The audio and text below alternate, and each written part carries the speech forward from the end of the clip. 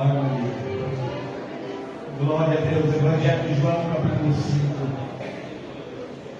E apenas o verso de número 8, irmãos. Eu prometo. Eu não sei se você deve acreditar na minha promessa, mas eu prometo que eu vou ser rápido. Aleluia. Ah, Senhor, tu vê, tu está vendo, Jesus.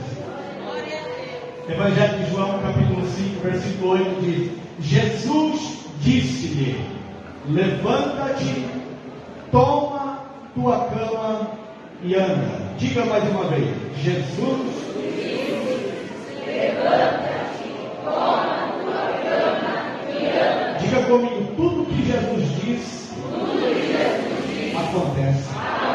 Diga: Ele falou, descansa. Vamos ler mais uma vez. Jesus. Não, estou feliz. Versículo 8. Respira. Diga aleluia. Jesus. Levanta-te, toma tua cama e anda. Amém. Se assente, por favor. Eu quero pregar rapidamente sobre o dono do poço. Diga comigo: o dono do poço. Aleluia. Capítulo 5 do Evangelho de João, irmãos. Eu queria até falar, eu até preparei para tentar dizer, mas o tempo ele curta um pouco essa minha condição nesta noite, de explicar algumas coisas sobre os 5 alpendres que havia aqui no templo de Betesda, mas isso também não vai mudar a sua vida. Mas como uma mensagem introdutória poderia nos edificar bastante. Porém, o capítulo 5 é a narrativa de um homem que tem um problema. E o problema deste homem é um problema que perdura, irmãos, por 3 décadas, ou quase 4. A Bíblia diz que é 38 anos, não é 38 anos de idade, é 38 anos enfrentando um problema. Com quantos anos ele chegou ali, a Bíblia não diz, mas a Bíblia diz que ele tem um problema. Então, no capítulo 5 do Evangelho de João, João vai fazer esta narrativa sobre como Deus alcançou este homem, sobre como este problema foi tratado.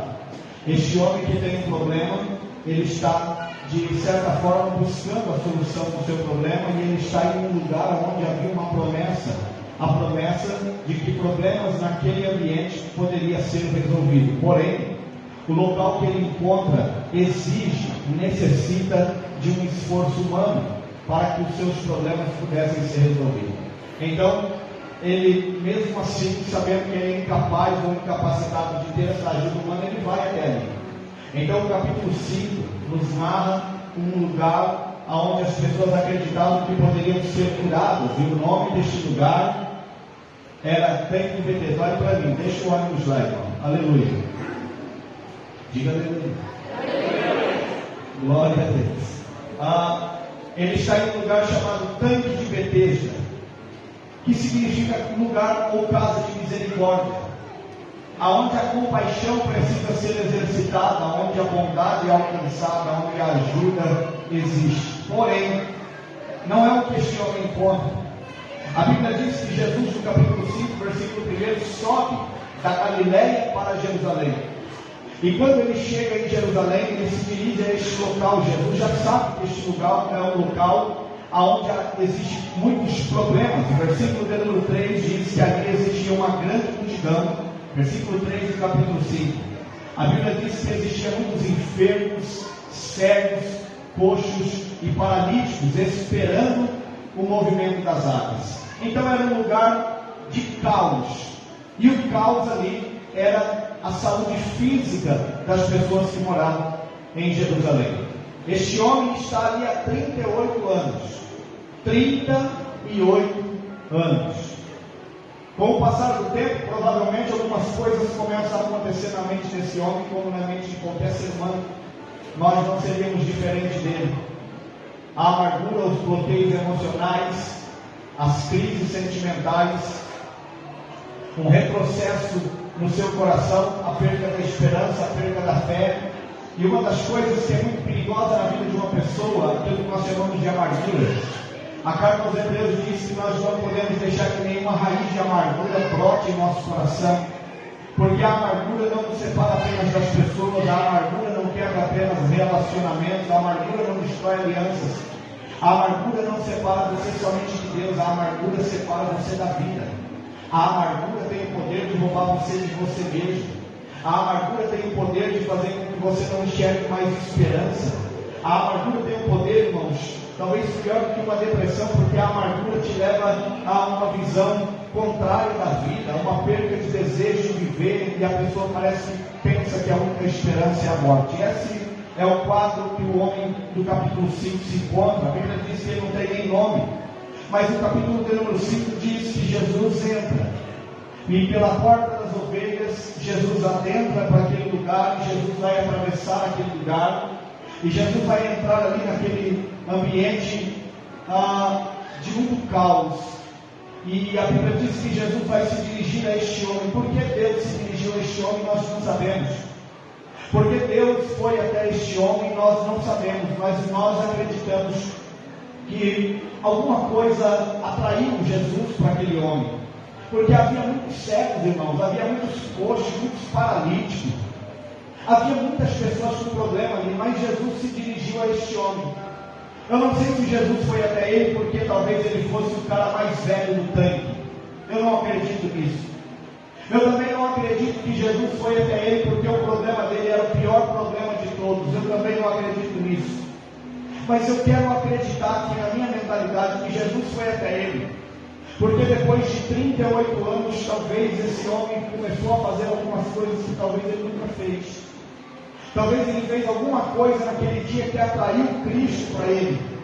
Talvez ele agiu de alguma forma, em algum determinado momento, que Deus encontrou no coração dele algum quebrantamento que foi o suficiente para que Jesus fosse atraído a ele. Diga comigo, corações quebrantados atraem a Deus. Diga para o seu irmão, a humilhação aproxima Deus de você.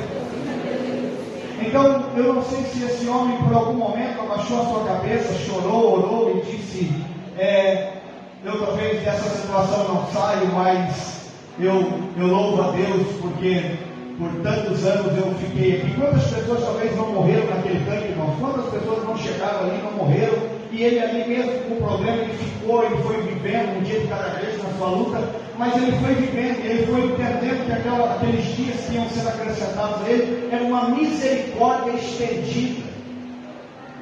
Porque tem pessoas que com o mesmo problema que ele, ou com o mesmo problema que você, já sucumbiu muito mais antes do que você. Perceba, tem gente que não passou nem metade do que você passou e já desistiu de muitas coisas, e você está aqui, a misericórdia estendida. Batem alguém para não dormir na pregação do pastor e diga assim, a misericórdia está estendida para você. Então essa misericórdia estendida foi até este homem. Então a Bíblia diz que Jesus chegou até ele. E o versículo 6 diz que Jesus, vendo que este homem estava deitado, e sabendo que estava neste estado há muito tempo, disse a ele, olha a pergunta de Jesus. Jesus chega, vê ele deitado numa maca, todo, certamente, irmãos, olha, eu acredito, fédido, talvez todo maltrapilho, porque ele não tem ninguém. A Bíblia vai dizer isso, mas Jesus chega para ele, irmãos, e Jesus não pergunta se ele está com fome, se ele está com sede. Jesus não pergunta nada, Jesus olha para ele deitado. Jesus viu ele no chão e disse para ele, você quer ficação? Interessante. Talvez essa pergunta poderia ser até uma pergunta besta no nosso pensamento aqui ocidental. Porque como pode eu olhar para uma pessoa que está deitada numa cama, doente, dizer para ela se ela quer ficar curada? Mas não é bem assim. Nos dias de Jesus, muitas pessoas não queriam ficar curadas. Porque depois de tanto tempo com problemas físicos, ou depois de muito tempo com problemas de enfermidade, ela preferia viver da dependência do governo, da ajuda de custo das pessoas que passavam por ali, do que ser recuperada. Isso acontece em muitos textos. Quando a Bíblia diz que Jesus curou a Bartimeu, e a Bíblia diz que para Bartimeu ir até Jesus, ele jogou a capa fora, nós sabemos, irmãos, que a capa era como uma carteirinha do INSS, que dava a Bartimeu legalidade para mendigar. Então tem pessoas, eu já contei um testemunho aqui, que a pessoa caía endemoniada todo culto, pastor Bartolomeu. Ela caía endemoniada, e um dia o pastor chegou para ela e disse assim, irmão, por que você manifesta todo culto? Deixa eu orar para repreender isso aí definitivamente e disse: não, pastor, sabe o que é? É que eu tenho um problema grave da coluna e eu ainda estou em processo com o INSS, porque eu preciso me aposentar. Nós fazemos assim: depois que eu aposentar, eu venho aqui, o senhor faz uma oração forte, manda o demônio embora, eu fico livre, mas aposentado. Ó, que miserável! Parece loucura o que eu estou dizendo para você, mas existe. Já teve pessoas que chegou aqui na igreja e disse para mim: pastor, eu tenho uma pensão, e ela é uma boa pensão e eu não posso abrir mão dessa pensão. Tem como o senhor casar nós aí debaixo do plano, um contrato de gaveta para eu não perder a pensão?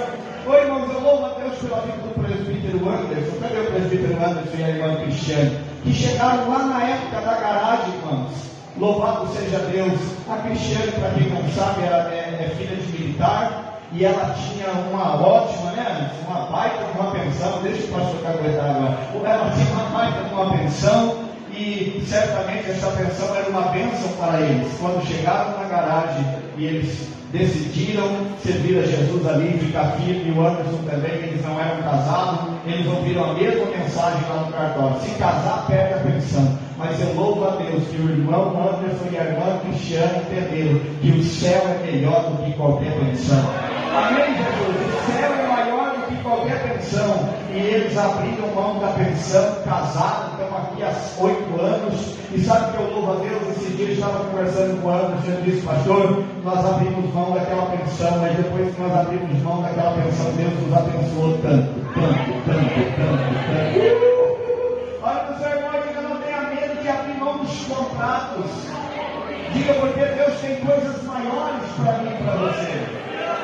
É por isso que Jesus olhou, irmãos. Eu tenho o prazer de poder dizer isso quando eu vejo pessoas que amam a Deus a ponto de abrir mão do que for para poder não perder Jesus. Ele olha para ele e diz assim: tu queres ficação? Porque depois de 38 anos, acostumado a ganhar esmola, é fácil. Agora, sabe qual é a sugestão que chega aqui? Sabe por que Jesus perguntou para ele: tu queres ficação? Aguenta agora. Ele disse assim, presbítero Rodrigo: você quer ficação? Porque tem um porém. Você pode aceitar continuar paralítico. Você pode aceitar continuar vivendo de esmola, porque família ele já não tem mais. A Bíblia diz que ele não tem mais ninguém por ele. Quando ele diz assim: homem nenhum, quando a água é agitada, me leva ao tanque. Ele está dizendo: eu já não tenho mais papai, mamãe, eu não tenho filho, eu não tenho marido, eu não tenho esposa, eu não tenho ninguém, sobrinho, primo, ninguém que me ajude. Diferente dos ricos que tinham escravos para levar ao tanque. Eu não quero entrar na questão do tanque aqui, eu quero pregar uma mensagem direta e profética. Jesus disse assim: tu queres ficação, mas tem um porém. Você pode aceitar continuar do jeito que você está. Você pode chegar no céu paralítico. Você pode ir para o céu nessa condição. Mas você tem que entender que miséria é opcional. A dor inevitável, era inevitável, ele não teve como impedir de ficar paraplégico. A dor é inevitável, mas a miséria é opcional. Está doendo, está sofrendo. Você quer continuar nessa situação? E aí, em vez de ele responder, talvez você ache que no seu lugar você ia pular e dizer: não, eu quero ficar salvado. Mas dentro da mente dele tem um bloqueio, pastor Dorival, uma guerra mental agora. Porque levantar da cama inquiria em assumir responsabilidade. Se você se levantar, você vai ter que se tornar uma pessoa responsável. Porque enquanto você mendiga, você é isento de responsabilidade e preocupação. Todos têm que cuidar de você. Mas se você se levantar, você vai ter que voltar a trabalhar. Se você se levantar, você vai ter que se tornar um cidadão. Você vai ter obrigações, compromissos, responsabilidades. É você que vai ter que ajudar outras pessoas. Levantar implica em assumir compromisso. Estou pregando para alguém. Você pode aceitar ficar na condição que você está. Tudo bem.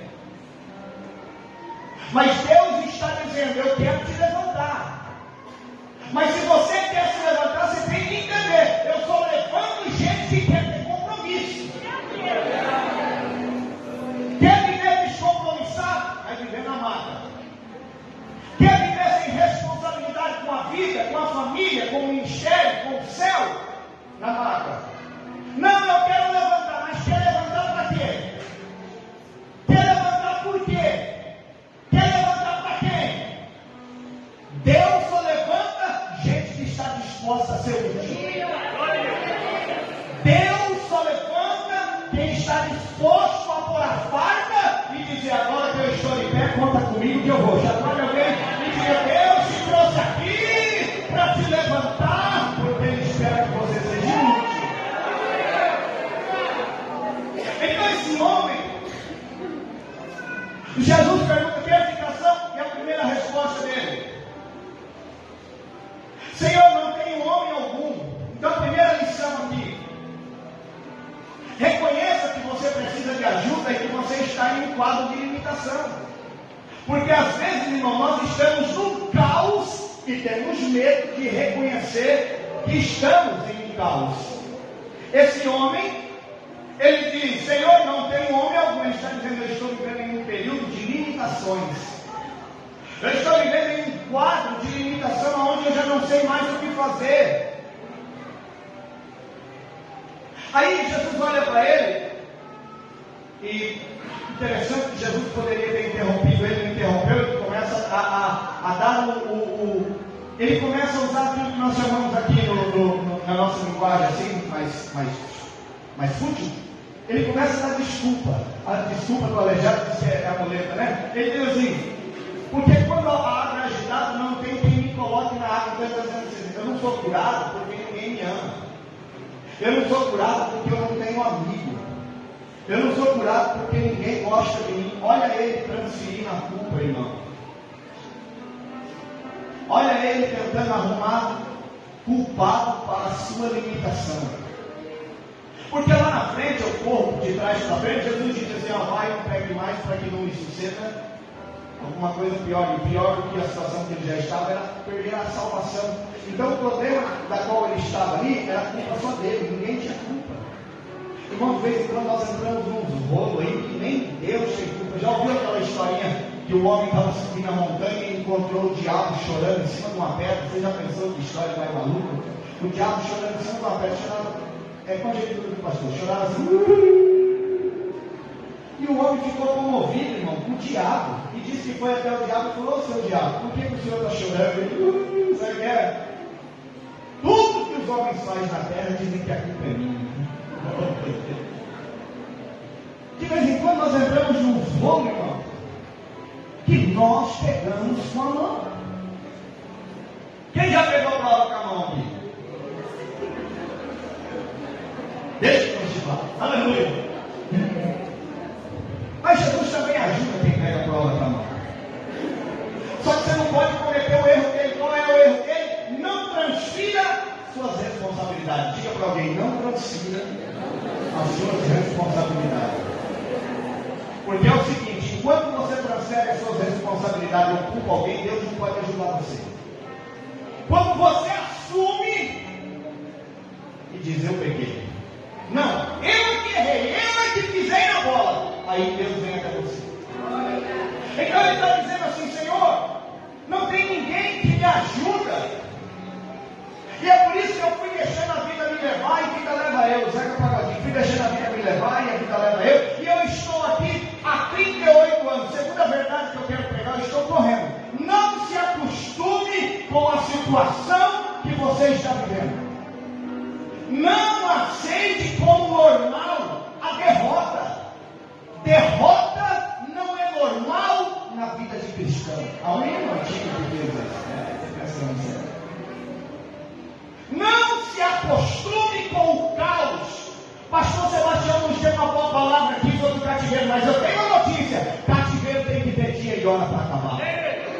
Irmão, sabe por que a Bíblia diz que ele saiu do cativeiro? Que Daniel estava lendo a Bíblia, o livro de Jeremias, e estava lá que o cativeiro não durava mais do que 70 anos. Levante a mão. Eu estou inspirado para profetizar. Hoje é 1º de outubro de 2023 e assim diz o Senhor: o mês de outubro é a data de Deus para terminar este cativeiro, é a data de Deus para encerrar este tempo de prova na sua vida, porque cativeiro tem hora e dia para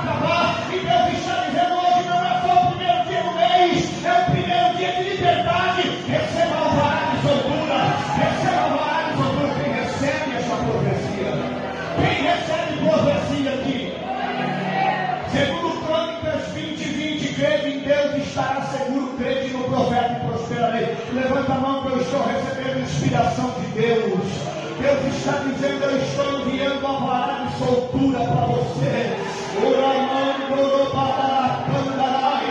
Tem alvará de liberdade física, de liberdade espiritual. Tem alvará de liberdade financeira, de liberdade ministerial, de liberdade sentimental. Deus está dizendo: eu acabei de assinar. Pega o documento, pega o documento, pega o documento, porque noite é tempo de libertação.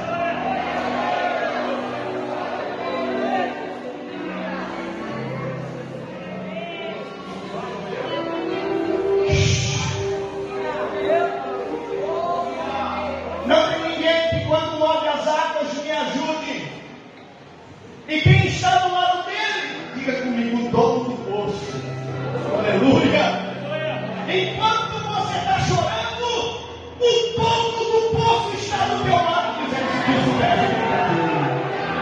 Ah, se você soubesse quem está no culto hoje.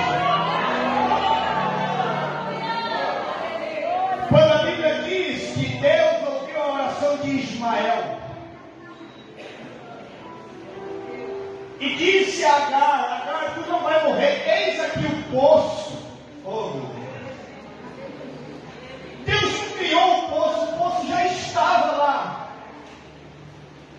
Mas a crise de Agar, o medo de Ismael morrer, cegou os seus olhos.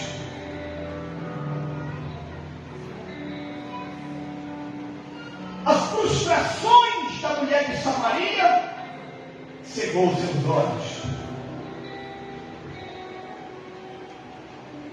E por ele estar acostumando-se ou acostumado com a derrota como coisa normal, ele estava ficando cego.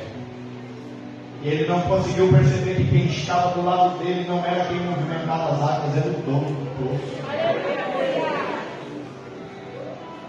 Eu quero dizer para você que no meio da crise não perca a visão. Na crise você pode perder o carro, você pode perder a casa, você pode perder o emprego, você pode passar por muitas coisas, você só não pode perder a visão. Porque a visão é que tira você da crise. A visão é que faz você chegar aonde Deus quer. Quando José foi para o poço, quando alguém está no poço, Jeremias 38 também estava no poço. O que é que faz com que você olhe para onde quando você está no poço? Quando você está no poço, só tem um lugar para olhar. Diga comigo, para cima. Oh, aleluia. Diga: na crise eu olho para o alto. Diga comigo: na crise eu olho para cima. Oi, não sabe como que Jeremias saiu? Deus está me dando isso agora. É para alguém aqui. Sabe como que Jeremias saiu do calabouço? Sabe como? A Bíblia diz, irmão Rodrigo, que o eunuco foi lá com um monte de cravo velho, amarrou um no outro, fez uma tirolesa, jogou dentro do poço.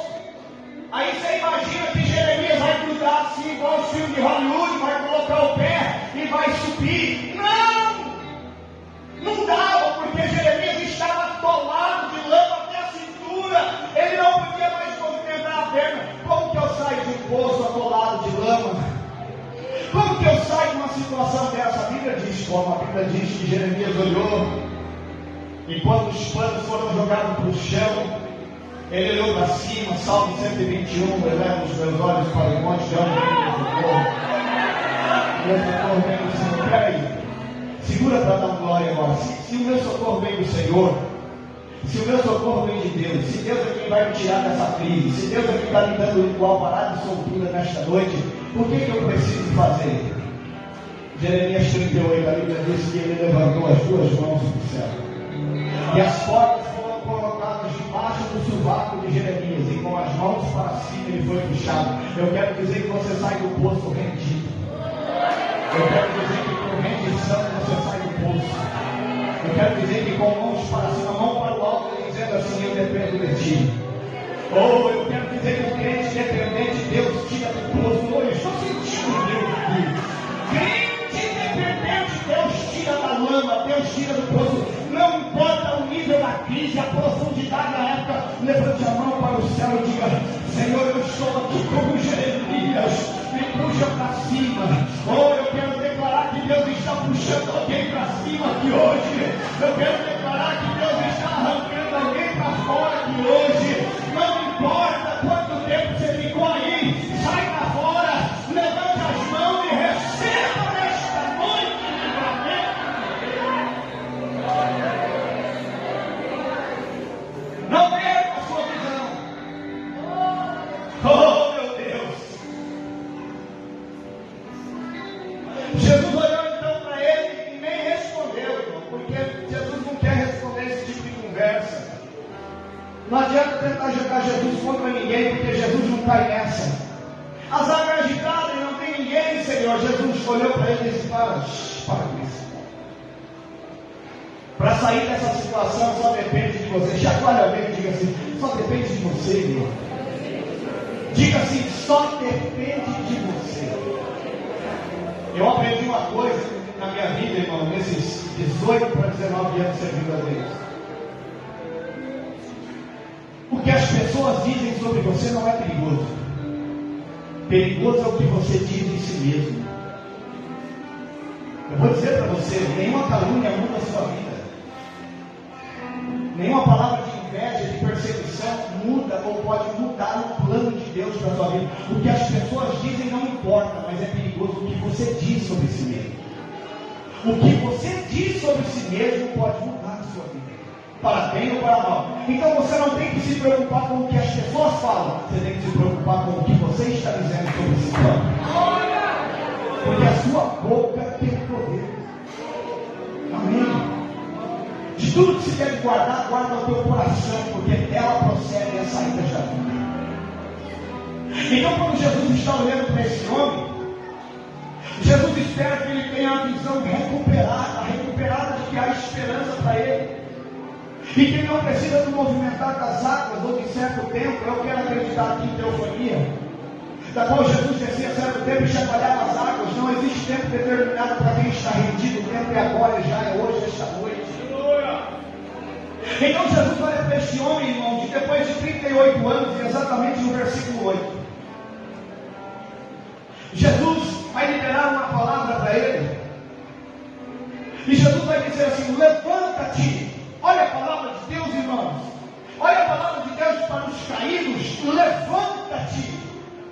Eu não mando ninguém levantar, primeiro, se eu não tiver condições de fazer.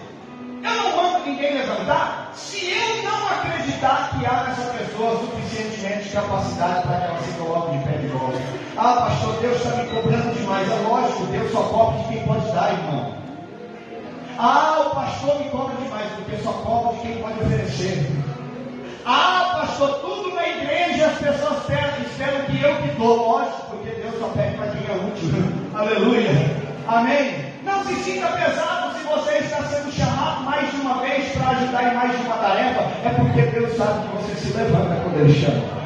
É porque Deus sabe que quando Ele te convida para ficar de pé, você fica. Então Jesus está querendo curar o que deste homem? Os seus traumas.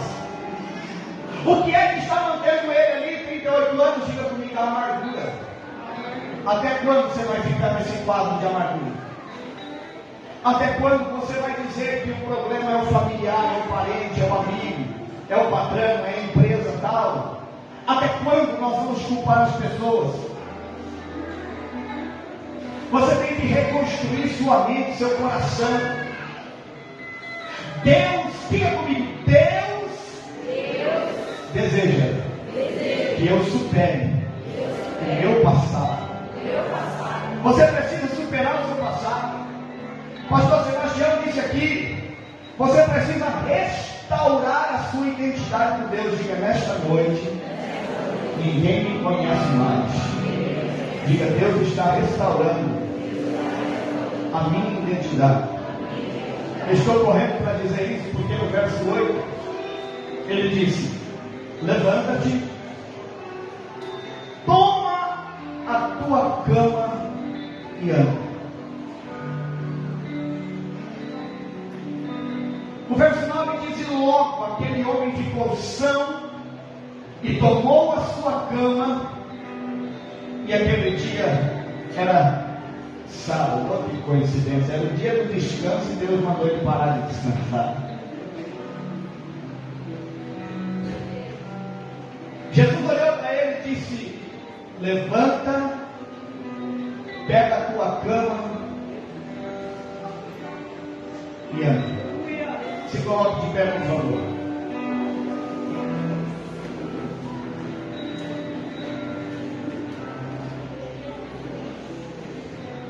Eu te levanto para se tornar útil. Vai assumir responsabilidade comigo? É a pergunta de Jesus para o paralítico.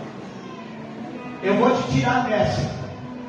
Ó, eu vou tirar você dessa. Aí vai assumir responsabilidade? Eu vou tirar você dessa, mas vai assumir compromisso? Levanta. Imagine a cena comigo, um homem depois de 38 anos, que fisioterapeuta me explica um negócio desse, 38 anos, o cara levantou na hora. Os nervos, as juntas, os ossos, instantaneamente. Eu quero profetizar aqui que Deus está curando colunas essa noite. Eu quero declarar aqui que Deus está restaurando ligamentos no seu corpo. Porque esta é a palavra, irmãos, esta é uma palavra de cura. Que para Deus não importa o tanto e os anos da sua doença. Eu estou dizendo nesta noite, estou levantando pessoas aqui. Deus está tocando nos ossos de alguém aqui. Deus está devolvendo movimentos. Ó, irmãos, eu estou tendo uma visão aqui. Tem alguém no nosso meio aqui. Ó, o Espírito de Deus está dizendo que há alguém aqui no nosso meio. Que uma das suas mãos já estava em estado de dormência. Já não sentia mais quase os dedos, o movimento das mãos. A mão parece que está anestesiada, perdendo sensibilidade. O Espírito de Deus está dizendo: eu estou curando essas mãos agora. Eu estou dando saúde. Jesus está religando os nervos e tendões das mãos de alguém aqui nesta noite. E Ele está dizendo: a partir de hoje, a sua sensibilidade na mão vai ser normal como a outra. Oh, aleluia. O Deus, o dono do poço, o dono da vida, está aqui entre nós. Eu preciso repetir enfaticamente até que você pegue João 14, 23. E se vocês amarem a minha palavra, eu e o Pai viremos até você e faremos em você morada. Essa palavra está explodindo dentro de mim. Jesus está dizendo: se vocês amarem a minha palavra, se vocês acreditarem na minha palavra, não é só eu e o Espírito Santo que vai morar em você. Eu convidei papai para vir morar comigo. Jesus vai vir morar com você e o Pai vai vir junto, irmão. Ou você não entendeu? Se você amar a minha palavra, o meu Pai o amará. E nós viremos e faremos em você morar. Você não entendeu? O Pai virá fazer morar em você. Sabe o que eu estou tentando pregar aqui na minha limitação? Eu estou dizendo que quando você anda na rua agora, você não é qualquer um, você não é normal, você é perigoso, porque Deus mora dentro de você. Você sabe o que é andar na rua, irmão? E o Pai e o Filho fazer morada dentro de você? Ah, não, agora você tem que aumentar a sua alegria. Você tem que regozijar agora. Você que chegou aqui com a autoestima baixa, depressivo, ansioso, estressado, pensando que é um sem ninguém, eu estou dizendo que os céus moram dentro de você. Levanta a cabeça assim, estufa o peito, para a direita e para a esquerda. E diga para ele: mexe comigo. Vira para a direita e para a esquerda e diz assim: você nem sabe quem está comigo. Ou vira para a direita e para a esquerda de novo e diga assim: você nem sabe quem está comigo aqui hoje. Vira de novo, vira até você pegar, até você ter fé. A mãe pega no branco, irmão, vira e diga assim: você não sabe quem está comigo aqui hoje. Olha bacana, você não sabe quem está comigo aqui hoje. Você não sabe quem está comigo aqui hoje. Papai veio fazer morada no meu coração. Jesus veio fazer morada aqui nesta noite. Só quem é casa de Deus, só quem é casa de Deus, só quem é casa de Deus, só quem é casa de Deus faz um barulho aqui dentro dessa igreja.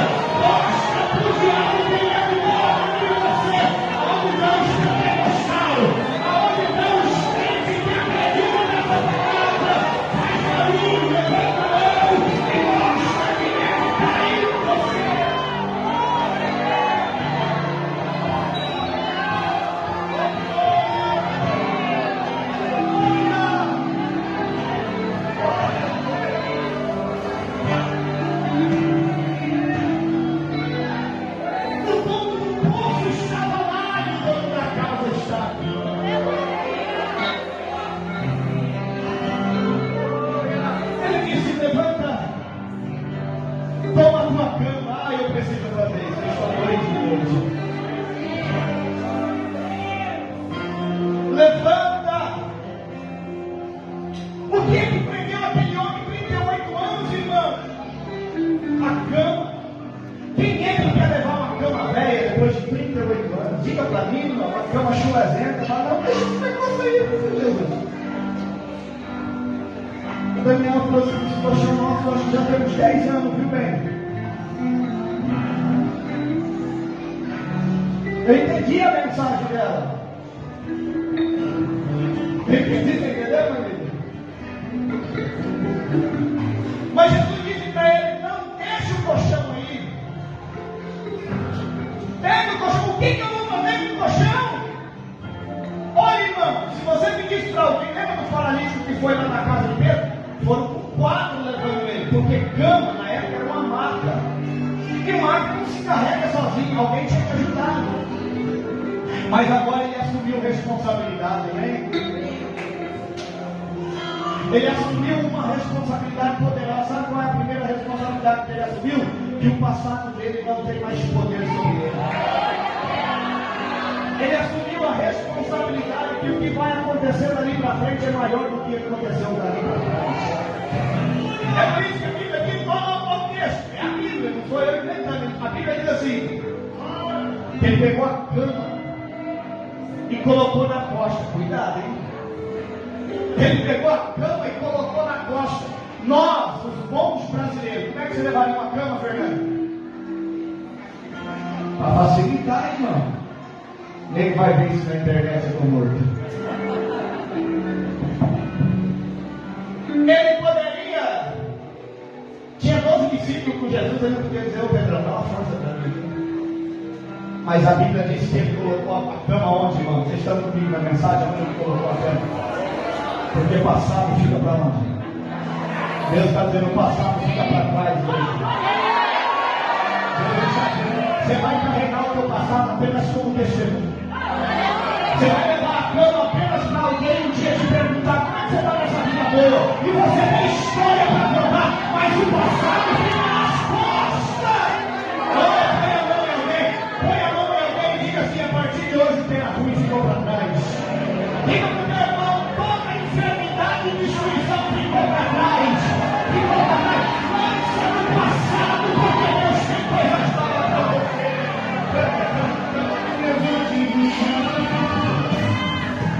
Pega a sua cabeça, siga para o alto e de Deus salvar. Quem é que vive o passado aqui, levante a mão.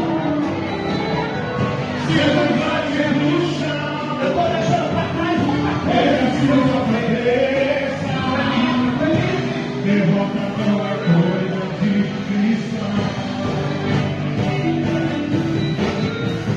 Se levante no chão.